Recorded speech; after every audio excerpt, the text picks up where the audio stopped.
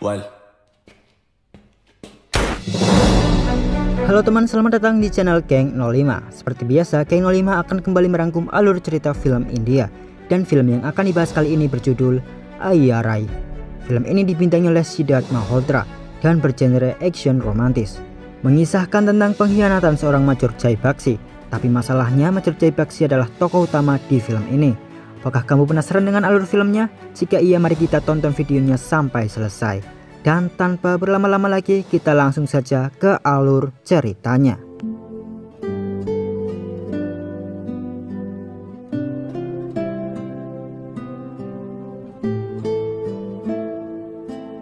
Film dimulai dengan seorang tentara, yaitu Major Jai Bakshi, yang kebingungan apakah ia harus bertahan menjadi tentara ataukah ia harus pergi dan akan dicap sebagai desertir. Jai lalu mengingat perkataan atasannya, yaitu Kolonel Abhay Singh. Kolonel Abhay Singh pernah bilang saat seseorang bingung dengan dua pilihan, maka yang harus dilakukannya adalah hal sederhana, yaitu lempar koin. Karena saat koin melayang di udara, seseorang dapat dengan jelas melihat pilihannya. Jai pun melakukan hal tersebut. Setelah melempar koin dan melihat koinnya berputar di udara, Jai pun yakin dengan pilihannya. Jai kemudian menelpon pacarnya, yaitu Sonia, dan mengatakan ia akan melakukannya. Dan setelah itu Jai pun pergi. I'm on. मेरे पास कोई रास्ता नहीं है Sonia. Scene berpindah. Kolonel Abhay Singh sedang berada di Kairo, Mesir. Ia sedang mengintai seorang penjahat yang sudah ia buru di sana selama lebih dari 17 hari. Akhirnya penjahat botak itu datang dan sedang melakukan transaksi dengan kliennya. Kolonel Abhay lalu mengambil pistol dan meminta sebuah kotak amunisi pada anak buahnya. Anak buah Abhay lalu memberikan sebuah vitamin. Aduh, malah turu. Abhay langsung nampolin anak buahnya karena yang dimaksud amunisi itu peluru, bukannya obat, Asep.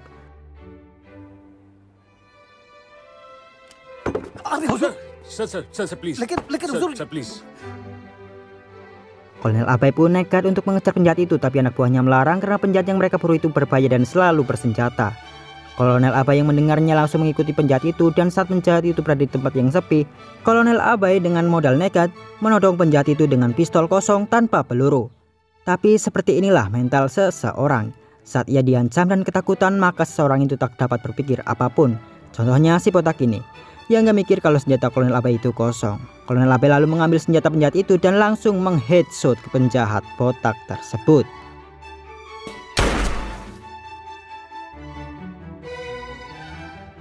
Dan misi pun berhasil.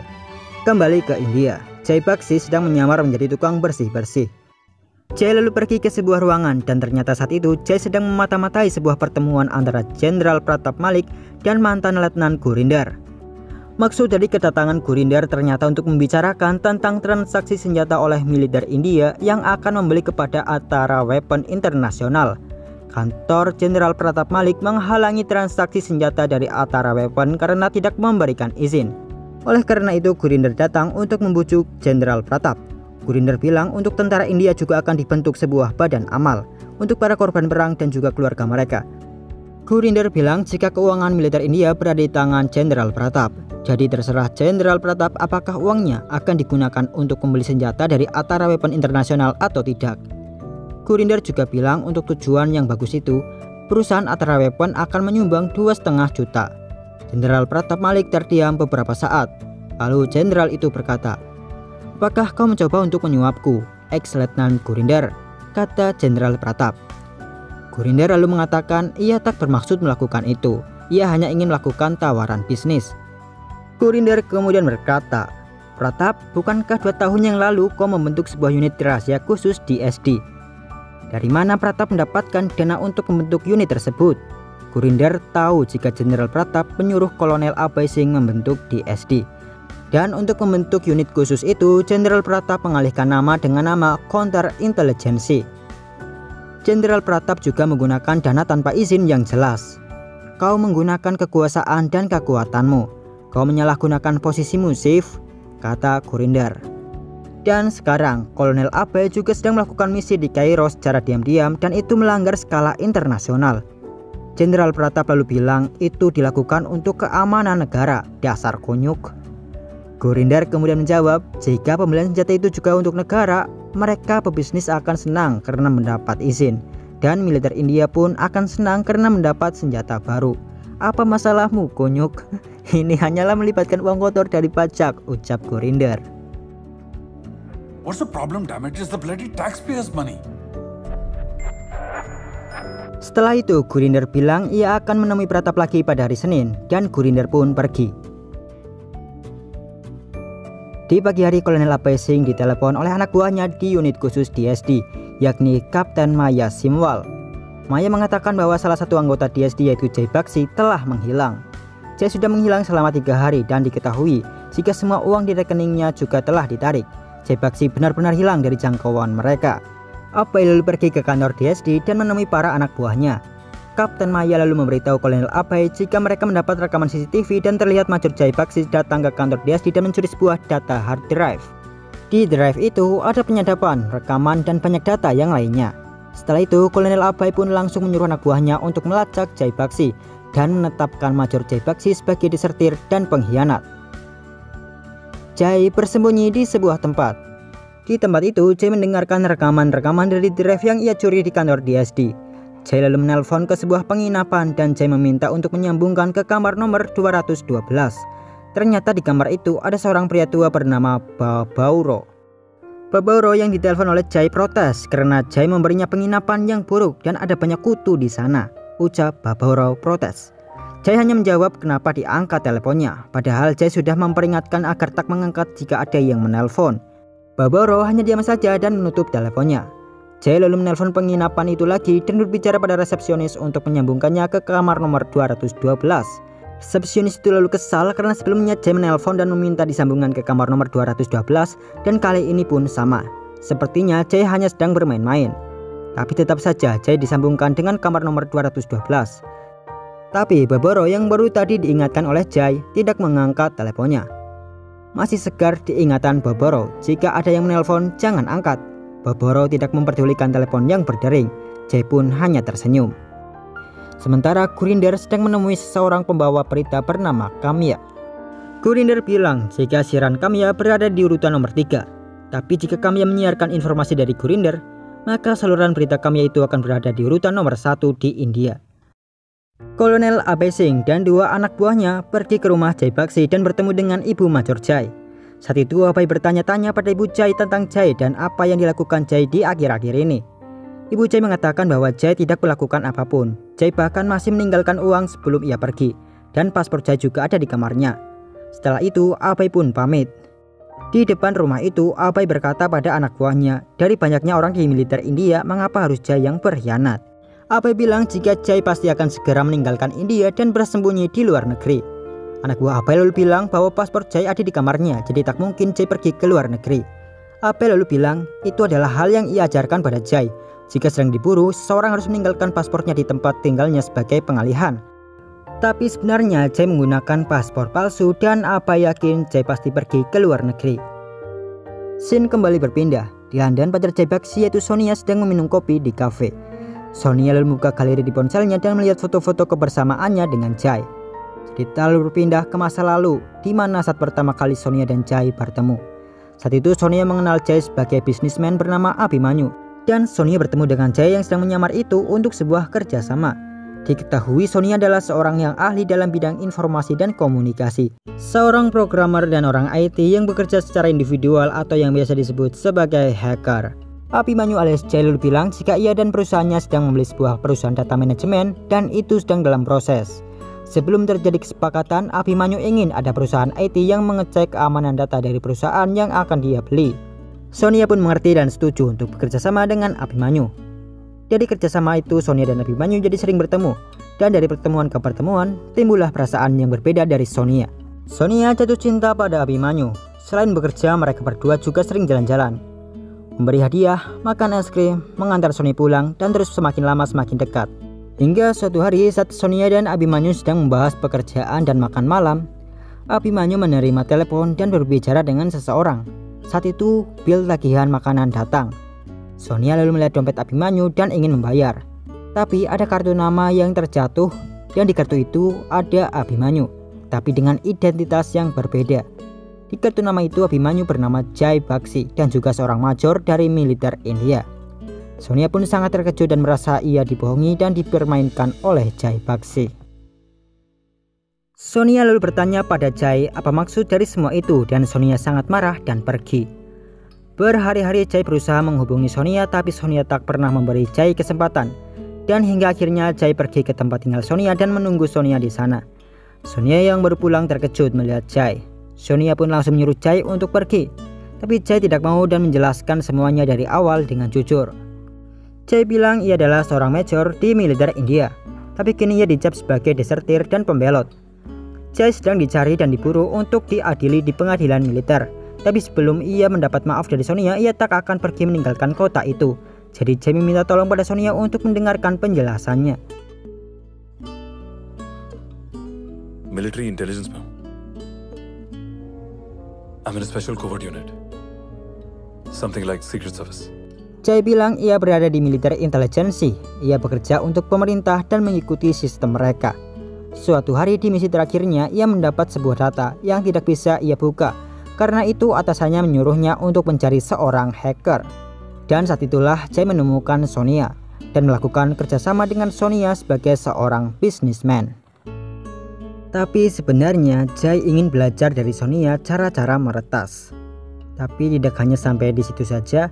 Pelan-pelan Jai yang mulai mengerti tentang peretasan menyadari bahwa dalam tugasnya itu ia hanya menggunakan nama prajurit, tapi ia bekerja untuk membantu pemerintahan yang kotor.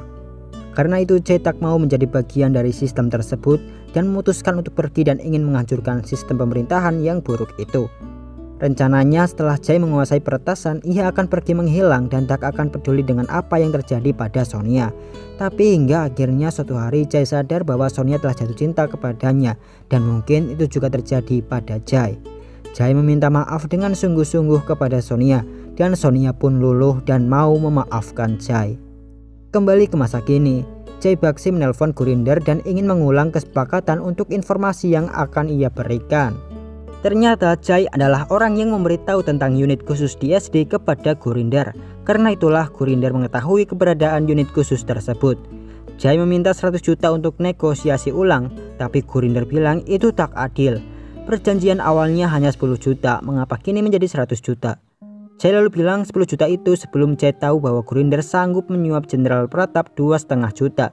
Dan informasi yang akan diberikan Jai itu sangat besar, jadi Jai meminta 100 juta. Gurinder lalu bertanya dari mana Jai mengetahui bahwa ia ingin menyuap Jenderal Pratap 2,5 juta. Jai kemudian bilang, dahulu bosnya sering bilang, dalam mengintai mendengar adalah seninya.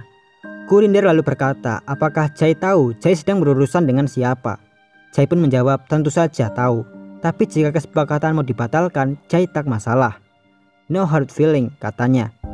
Gurinder lalu mengatakan ia perlu mendiskusikan dahulu dengan atasannya. Jai bilang ia akan menelpon lagi setelah 2 jam dan Jai menutup teleponnya. Gurinder lalu marah-marah dan setelah itu ia menelpon atasannya yaitu Mukesh Singh. Mukesh Singh adalah pemilik perusahaan Atara Weapon Internasional. Gurinder mengatakan dengan terbata-bata jika informannya meminta 100 juta. Mukesh Singh lalu bilang apakah itu alasan yang cukup untuk Gurinder menelponnya.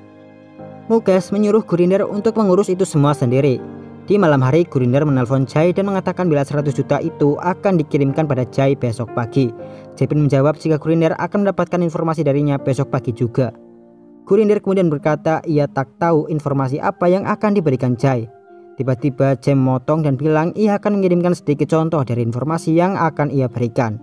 Jai lalu mengirimkan foto-foto dari unit khusus DSD yang sangat rahasia itu kepada Gurinder. Gurinder yang tadinya stres karena harus mengirimkan 100 juta langsung tersenyum dan tertawa melihat foto itu. Gurinder kemudian mengirim foto DSD pada Kamya dan menyuruhnya untuk menyiarkan berita tersebut. Kolonel A.P. Singh dipanggil oleh Jenderal Pratap.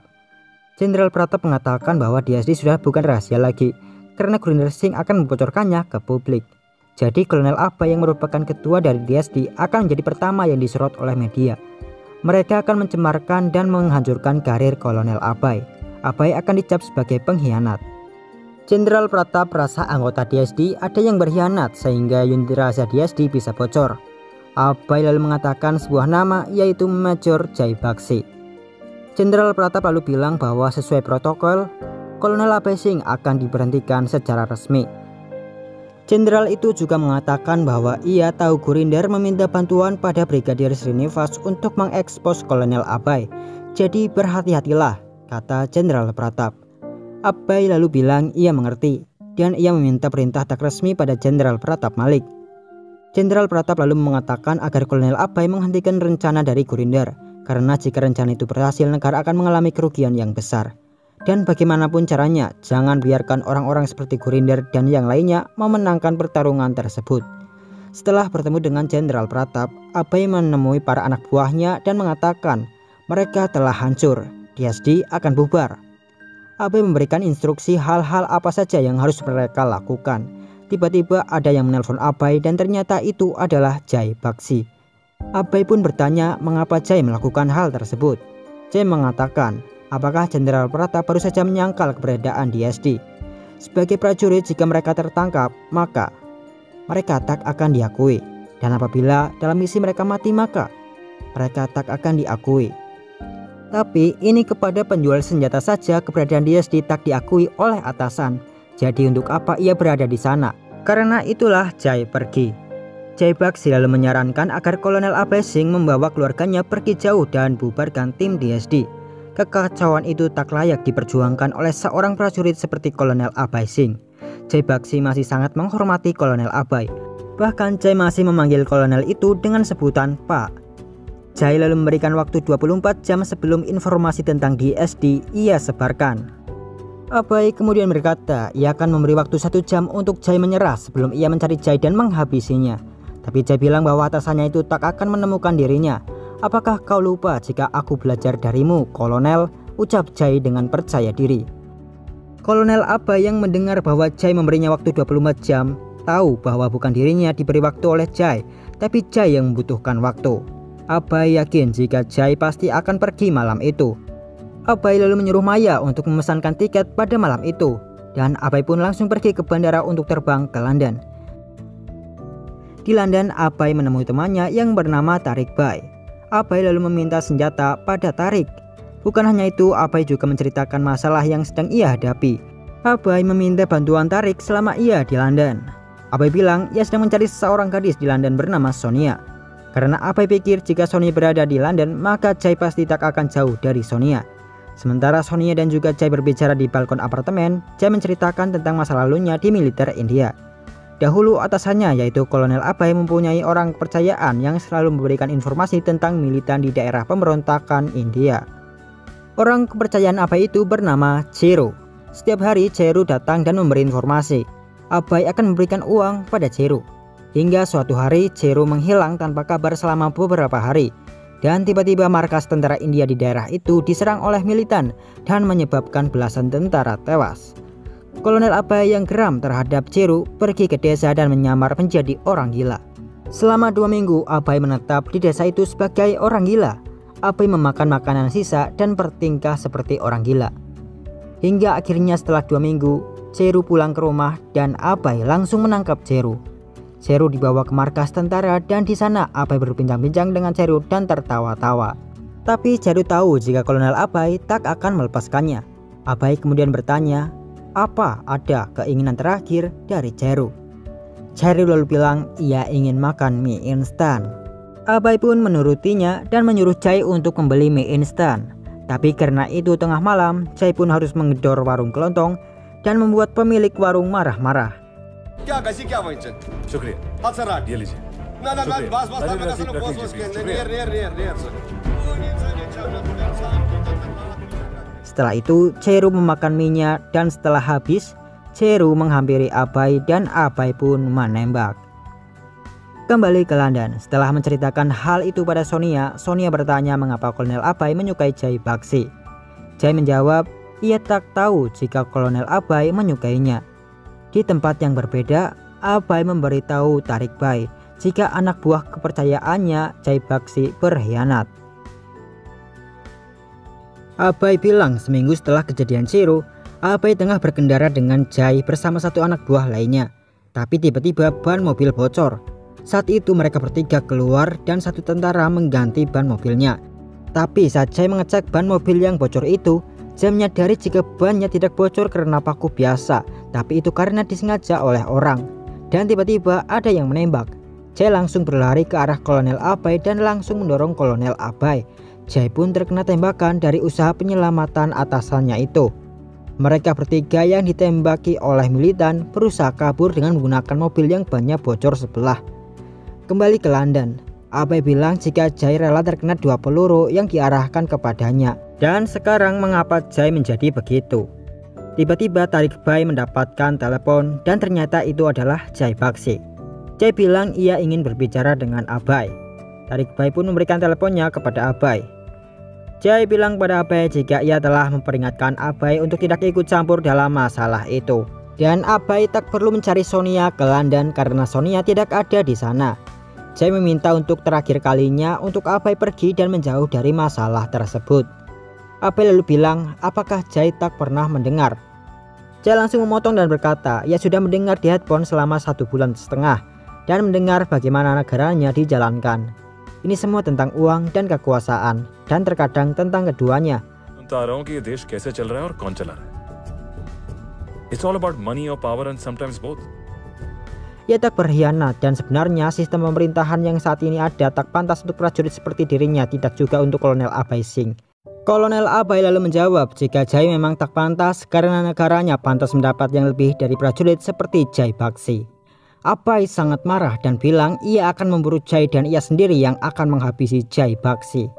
Tariq Bhai lalu bertanya ada apa dengan Abai. Abai pun menjawab ia tak tahu mengapa Jai selalu selangkah lebih maju darinya. Tariq Bhai pun mengatakan itu karena Jai berpikir sama seperti Abai. Abai lalu berpikir dengan cara yang berbeda. Abai meminta nomor Mukesh Kabur pada Tariq Bhai.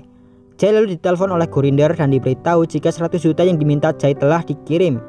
Jai kemudian menyuruh Gurinder untuk membuka akun Hotmail pribadi miliknya. Gurinder pun kebingungan dari mana Jai mengetahui email ID pribadi miliknya. Jai menjawab, dasar kau kunyuk, kantormu saja tak bisa kau urus, bagaimana dengan negara? Setelah itu Jai menutup teleponnya dan di rumah Gurinder terdengar suara dari speaker yang dimana banyak penyuapan yang dilakukan oleh Gurinder. Ada juga rencana kudeta yang akan dilakukan untuk melengsarkan Jenderal Pratap Malik. Lalu perjanjian kesepakatan dengan Atara Weapon Internasional yang menggunakan uang gelap pajak. Sonia lalu menghubungi MI6 dan membicarakan tentang pertemuan yang akan dilakukan oleh Jai Bakshi dan MI6. Mereka akhirnya sepakat untuk bertemu di tempat terbuka dan umum. Abai Singh bertemu dengan Mukesh Kabur. Abai meminta bantuan untuk menghabisi Jai Bakshi dan Sonia Gupta. Tapi Mukesh bertanya apa keuntungan baginya untuk melakukan hal tersebut.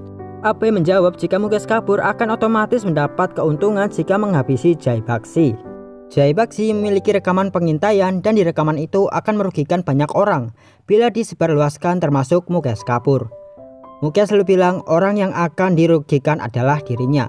Kolonel Abai, tentara India dan juga Jenderal Pratap Malik. Mengapa harus dirinya sendiri yang menghabisi Jai Bakshi? Mengapa bukan Kolonel Abai saja? Kolonel Abai lalu bilang, kapan terakhir kali Mukesh berbicara dengan Gurinder? Rupanya Kolonel Abai telah memerintahkan anak buahnya untuk menculik Gurinder. Abai lalu bilang tak akan butuh waktu lama untuk membuat seseorang seperti Gurinder mengaku dan pastinya Mukesh Kabur akan ikut terseret ke kasus Gurinder. Bukannya dendam atau apapun, Kolonel Abai tak memiliki masalah apapun dengan Mukesh Kabur. Tapi anak buah Mukesh bermasalah dengannya. Gurinder ingin menjual negaranya untuk menjalankan bisnis Mukesh Kabur. Karena itu Abai melakukan hal ini. Jadi jangan sakit hati. Mukesh tak punya pilihan selain menurut saja pada Abai. Mukesh selalu bilang jika ia akan melakukan hal tersebut. Tapi apakah Kolonel Abai yakin karena jika ia menelpon maka tak akan bisa dibatalkan dan target tidak mungkin akan selamat? Kolonel Abai menjawab dengan sangat yakin ia ingin Major Jai Bakshi dilenyapkan. Asasin suruhan Mukesh Kabur langsung melakukan misinya. Ia pergi ke sebuah tempat dan akan menghabisi Jai Bakshi. Sementara Abai Singh di dalam perjalanan ditelepon oleh Tariq Bhai dan diberitahu jika mereka berhasil mendapat nomor Sonia dari hotel tempat Sonia menginap. Abai kemudian menelpon Sonia dan memberitahu bahwa ia telah mengirim seseorang untuk menghabisi Jai Bakshi.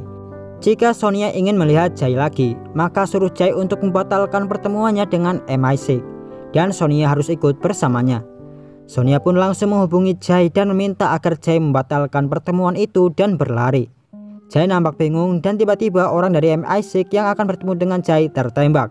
Jai pun langsung berlari dan Jai Bakshi yang merupakan seorang major berhasil lolos. Abai kemudian menyuruh Sonia untuk menelpon Jai. Setelah itu Abai menyuruh Jai untuk pergi ke suatu tempat jika ingin Sonia selamat. शक्ल बना के जिंदा है एड्रेस भेज रहा हूँ, पहुंच। जी। आएगा या इस लड़की को भी पीठ दिखाएगा? Jai lalu pergi ke tempat yang disuruh oleh Abai. Dan di sana Abai langsung menghajar anak buahnya itu dan menodongkan pistol. Jai lalu mengatakan semuanya, alasan ia berkhianat dan menurut pemahamannya. Abai tetap tidak mengerti jalan pikiran Jai Baksi. Mengapa jika Jai tahu sistem pemerintahan yang buruk, bukannya melawan, tapi Jai malah merasa menjadi korban dan melawan balik pemerintahan negaranya sendiri. Abai berkata, di generasi Jai Baksi. Tiba-tiba Jai memotong dan mengatakan bahwa selama 70 tahun terdahulu korupsi penyuapan telah merajalela. Dan Kolonel Abai Singh sebagai senior, apa yang mereka wariskan pada generasi sekarang? Jai bilang ia tak mengeluh, ia hanya menolak menjadi bagian dari sistem tersebut. Abai kembali marah dan menodongkan senjata. Jai lalu mengatakan bahwa pemikirannya dan semuanya ia pelajari dari Kolonel Abai Singh. ऐसा गलत सोचना भी मैंने आप ही से सीखा। Abai lalu bilang, kalau begitu maka apa boleh buat? Jika memang Jai suka berbisnis maka lakukan saja. Tapi Jai harus menghentikan untuk mengekspos DSD dan jangan pernah membocorkannya. Imbalannya Jai dan Sonia boleh pergi kemanapun dan Abai tak akan memburu Jai dan membiarkannya meninggalkan militer dan DSD. Tapi jika Jai tidak mau menerima kesepakatan itu, maka Abai akan terus memburu Jai dan Sonia. Jai Baksi kemudian mengatakan hal yang sama seperti Chero dahulu, bahwa ia tahu Kolonel Abai Singh tidak akan pernah melepaskannya. Abai lalu bilang, apakah Jai kehilangan percaya dirinya?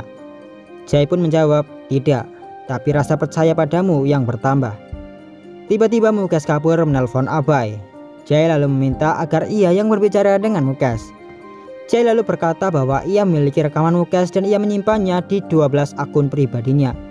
Jai bisa membuka data itu di akun pribadinya dimanapun.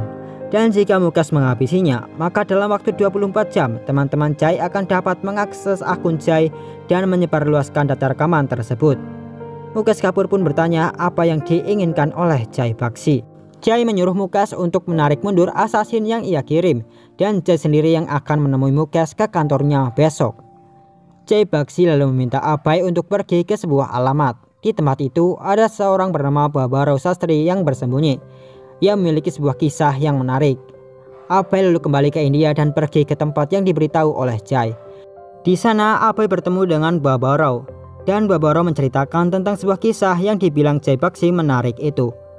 Dahulu Babaro bekerja di pembangunan gedung 6 lantai. Katanya gedung itu dibangun untuk korban perang dan juga keluarga tentara yang ditinggal.